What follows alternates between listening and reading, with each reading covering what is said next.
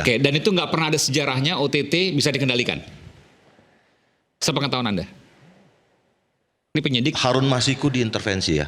Ya enggak, ini OTT, kita bicara OTT. Saya mau bicara OTT Harun Masiku itu diintervensi itu OTT. Saya bukan penyidik operasi penangkapan, tapi saya pengejarannya setelah dia buron, saya masuk. Tapi itu membutuhkan upaya yang luar biasa waktu itu. Dan sampai sekarang bahkan kan nggak ketangkap. Dan itu yang salah Jokowi pasti. Ada banyak hal yang belum pernah terungkap sebelumnya, dan saya beruntung mengundang penyidik KPK 20 tahun yang sekarang bukan penyidik lagi ya. Oke, karena nih. 20 tahun luar biasa loh, dari awal KPK mungkin waktu itu ya. Pakai ini Bang, sorry Bang. Angkatan kedua, Bung. Angkatan kedua, tahun berapa tuh? 2007. Zaman pimpinan KPK siapa ketua KPK-nya? Pak Ruki, masih Pak. Angkatan pertama kalau periodenya periode pertama. Saya ingin tanya soal ini. Anda katakan tadi bahwa operasi tangkap tangan OTT itu nggak akan bisa disetir. Kalau malam itu Gubernur Bobi terlibat, maka langsung ditangkap. Langsung diambil. Dan nggak mungkin bisa direkayasa dalam tanda kutip. Kalau on the spot pada hari detik alirannya itu, segala macam. Tanggal 26-27 itu nggak bisa. Ada Rp1 pun ke Gubernur pasti nggak bisa. Diumumkan pasti saat langsung, itu. Karena itu kan nggak bisa. Jangan dulu deh, nggak bisa. Nggak bisa. Kenapa? Karena melibatkan berapa direktorat itu Pak ya. Dari direktorat surveillance, pengaduan masyarakat, penyelidikan, penyidikan. Nggak bisa dikondisikan semua. Ya artinya kita mau misalnya masing-masing direktorat dari 6 direktorat itu sampai ke penyadapan ya, direktorat Indah itu misalnya 6 direktorat itu satu satgas, artinya 6 satgas. 6 satgas kali 5 30 orang. Pimpinan, Dirlit, Dirdik, Dirtut, pimpinan 5. Nggak mungkin itu ya. Sekitar 50 something lah ya. Oke, dan itu nggak pernah ada sejarahnya OTT bisa dikendalikan. Sepengetahuan Anda? Ini penyidik. Harun Masiku diintervensi ya? Ya enggak, ini OTT, kita bicara OTT. Saya mau bicara OTT Harun Masiku itu diintervensi itu OTT. Itu OTT, oke. Jadi di high. Tapi kan Harun Masikunya nggak intercept di tengah tuh. Kalau Harun Masiku. Oke. Itu intervensi namanya dong. Tim lidik, tim sidiknya itu ditangkap di tengah-tengah. Harusnya 2020 Harun Masiku tertangkap. Harusnya ditangkap. Udah ketahuan lokasinya. Tapi kita yang lokasi waktu itu di mana Harun Masiku? Di sekitaran PT IKA. Oh, Anda tahu waktu itu? Anda penyidiknya bukan? Saya bukan penyidik operasi penangkapan, tapi saya pengejarannya setelah dia buron, saya masuk. Tapi itu membutuhkan upaya yang luar biasa waktu itu. Dan sampai sekarang bahkan kan nggak ketangkap. Dan itu yang salah Jokowi pasti. Iya, betul kan? Nggak, artinya kan begini. Bung, jangan mancing-mancing. Saya netral aja. Mau Jokowi nggak ada masalah. Ya. Yang penting kita diskusinya lah, ya kan? Jadi gini, Bung Aiman. Saya takutnya kepala bapak-bapak ini di kepalanya cuma Jokowi doang. Bung, ini kan tadi saya hargai betul ya pengalaman dia 20 tahun di KPK. Lalu ada dan membuka yang belum pernah terbuka sebelumnya. Ya, disampaikan juga bahwa kalau OTT itu sebetulnya harus sedikit diralat. Jadi Harun Masiku waktu itu ada di PT IKA. Nah, maksud saya 2020 luar biasa. Jadi bukan tidak bisa diintervensi, nyaris tidak bisa diintervensi karena faktanya terjadi kan. Saya baca cerita Harun Masiku itu seru sekali, teman-teman penyidik itu bahkan kemudian dikurung di dalam sebuah ruangan, dipaksa tes narkoba, tiba-tiba dianggap positif dan sebagainya. Itu kan intervensi sekali, padahal itu operasi OTT gitu loh. Nah, ya nanti kan bilang kata dia lagi, itu kan tahun-tahun itu beliaunya masih ada di situ. Tadi waktu kita ngobrol pada tahun 2019 terjadi pelemahan yang luar biasa sampai Firly duduk di situ, kemudian RUU-nya direvisi sampai terjadi penolakan anak-anak STM juga turun. Itu kan luar biasa sekali. Padahal sebelumnya kan dia cerita kepada siapa ya, Najwa Shihab atau siapa kan, ya harus diperkuat. Enggak, saya kan mau mempertegas. Jadi kembali ke soal Bobi, saya rasa seperti tadi bahwa pada peristiwa tadi kan kita ngobrol ya, bahwa beliau ini boleh saya sebut ya waktu kita offline ya, bahwa teman kita ini berpendapat menduga sebetulnya targetnya bukan Ginting apalagi tadi Bobi, tapi PPK-nya ya, petugas pembuat komitmen. Boleh jelas nggak? Jadi pada saat OTT ini tidak mungkin menarget Kadis PUPR Topan Ginting, apalagi Bobi Nasution. Bukan. Gimana penjelasannya? gitu tadi. Oke, kita dengarkan nih.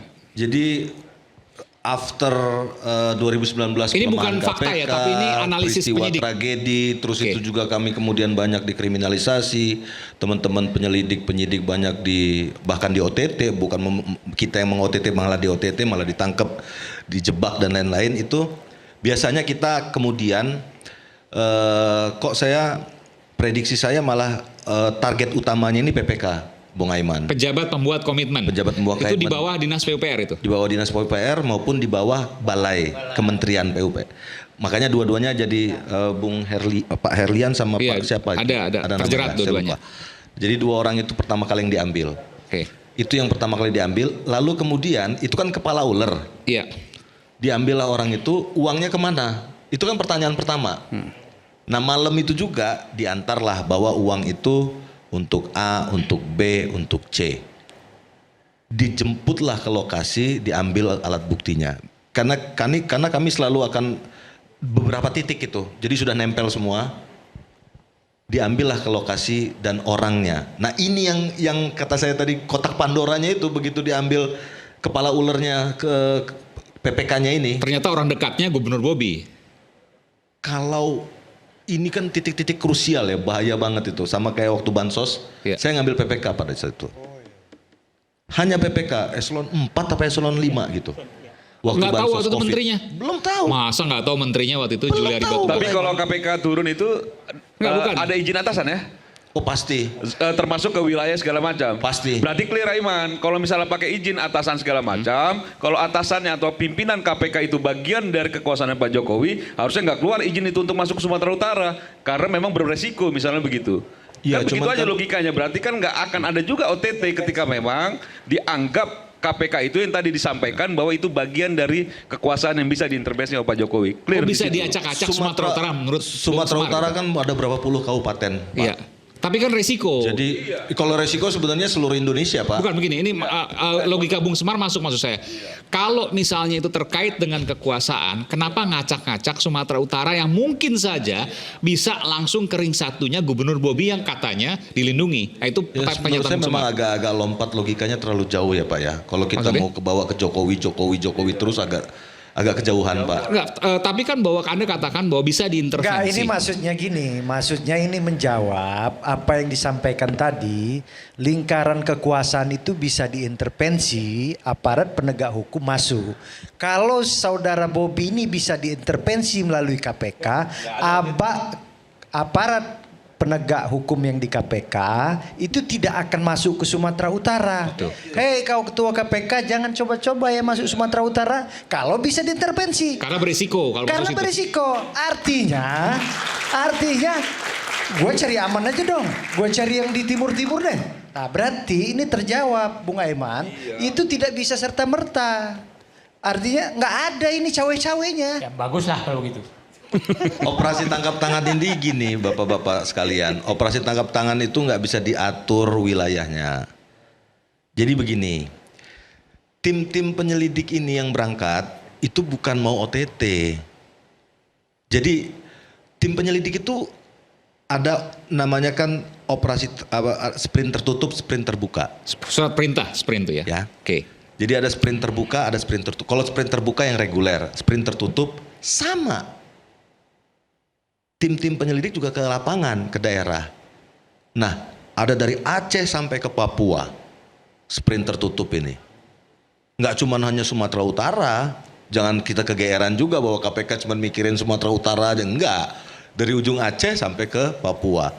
Berjalanlah masing-masing satgas ini, ada 20 satgas dilidik, ada 20 satgas disidik, ada 20 satgas di TUT, dan ada puluhan satgas lainnya di Dumas, di surveillance dan lain-lain. Nah, mereka semua berjalan nih Pak.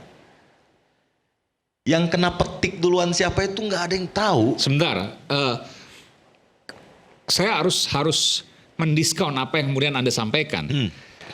Nggak mungkin kan misalnya wilayah tertentu yang dianggap katakanlah keramat, sakral, berbahaya bagi KPK ketika kemudian dilakukan OTT. Atau misalnya institusi tertentu. Apa mungkin semuanya dianggap sama oleh KPK? Saya kok nggak yakin. Bagaimana Anda menjelaskan itu? KPK kan akan mengeluarkan sprint lidik ya Pak. Ya. Yang Misalnya, mungkin Saya nggak misalnya tahu ini kita bicara ya, institusi TNI, Polri, apakah KPK akan menyentuh situ? Bin. Ini Bung Aiman ini sedang intervensi nih. Enggak. Jadi Saya mau seakan-akan, tanya. enggak, ini kan menyatakan Semua seluruh sama. Indonesia sama. Iya. Bapak menyatakan enggak, jadi Bapak lagi intervensi. Gini, Enggak, Anda Bung Aiman. coba dijawab soal itu. kalau kita ngomong jadi pertanyaannya begini, pertanyaannya apakah KPK bisa diintervensi? Bisa. Kenapa? Soal OTT sekalipun, Soal OTT sekalipun bisa. tadi katanya nggak bisa. Fakta sejarah menyatakan Harun Masiku bisa. Oke. Ada contoh. Jadi kalau kita ngomongin 1+1 sama dengan 2 belum tentu. Iya. Tapi sedikit, kecil sekali presentasinya. Karena operasi tangkap tangan aja yang saya ingat yang coba diintersep itu misalnya Harun Masiku atau ada Bupati Buol dulu ya sampai kita dilemparin, ditimpuk segala macam lah, coba ditabrak dan lain-lain. Jadi ada challenge tentu saja. Ada perlawanan dari calon tersangka, mungkin dari calon saksi di daerah, ada perlawanan, ada ancaman pembunuhan dan lain-lain lah ke kita. Tapi kalau misalnya mengintervensi secara struktural melalui lembaga, itu ya Harun Masiku, gitu loh. Yang lain enggak. Nah, kalau misalnya kemudian hari ini, alhamdulillahnya Pak Said belum ada nih teman-teman saya, karena saya diskusi dulu nih sebelum saya kesini pun saya diskusi. Jadi ke teman-teman internal KPK bahwa ini kan bawa amunisi lah gitu loh. Kalau misalnya ketemu tokoh-tokoh besar ini kan harus juga berisi otaknya gitu loh. Gak mungkin saya akan ngomong cuma jargon-jargon saja karena saya bukan politisi. Nah, jadi apakah ada intervensi? Alhamdulillah sampai hari ini belum ada nih Pak Said. Untuk Jadi, OTT? Untuk OTT yang sumut. Yang sumut, oke. Belum ada. Taunya dari mana? Anda diskusi? Ya langsung lah sampai. Kan juga ditanya Aiman, ini penyidik 20 tahun gitu loh. Supaya jelas. Berarti clear belum ada intervensi itu. Kita pikirkan dulu OTT-nya tidak ada intervensi, bahwa pengembangannya Belum tentu. Oke. Ini kan apa KPK kan belum mengarah ke sana. Jadi tadi udah disampaikan sama Bang ini bahwa dari KPK itu sangat sulit kalau sudah OTT intervensi. Dan juga sangat sulit juga apa yang dilakukan oleh kawan-kawan tim yang sudah turun itu untuk menghalau itu selesainya ininya kemana arahnya. Nah kan sudah terjawab tadi bisa diintervensi seperti yang terjadi di Harun Masiku. Itulah yang terjadi sidang pada hari ini pada kasus Pak Hasto. Itu kan jelas, kawan-kawan kan udah lihat yang terjadi di kasus Harun Masiku itu nggak ada itu keterlibatan Jokowi, tapi selalu didukung-dukungkan Pak Jokowi. Gini Bung, jadi gini, kalau saya sependapat, walaupun ada beberapa pengecualian bahwa ETT itu nyaris tidak bisa direvisi, tapi ada tapinya kan, begitu pengembangan kita bicara masalah yang lain. Misalnya ketika KPK mengatakan bahwa kami akan menelusuri jejak komunikasi digital, ya kan, lewat handphonenya. Apakah ada komunikasi antar pejabat yang terkait, bahkan bukan mustahil ke sang gubernurnya. Nah ini tadi kan Bang Said bilang itu kan perlu waktu sekian hari, sekian minggu yang sangat mungkin semua udah dihapus, dibuang dan sebagainya. Jadi apalagi tadi dikatakan teman kita KPK tadi bahwa OTT itu tidak ujuk-ujuk sekali, tapi ada polanya dipelajari segala macam. Orang ini apalagi sudah menjadi TO waktu masih di pemerintah wali kota kan.